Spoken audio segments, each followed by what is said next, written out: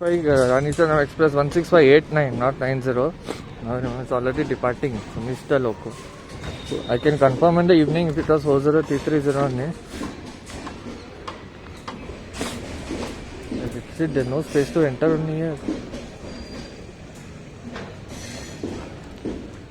Full train went, no use entering now. Anyways, I'll enter and see if there's any loco. If I entered here only.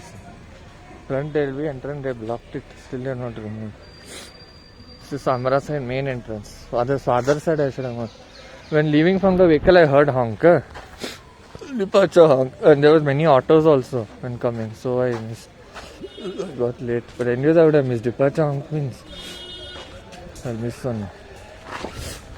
9:34 was departure honk. See there it's going. Shit, some lady RPF is there. Yeah? Works are going on.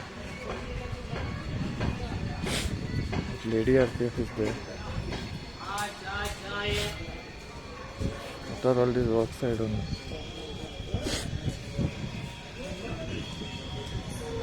Some khambas are there also. Just take risk and go. From outside I wanted to take, but it was not that clear. I'll take risk of crossing Lady RPF and taking.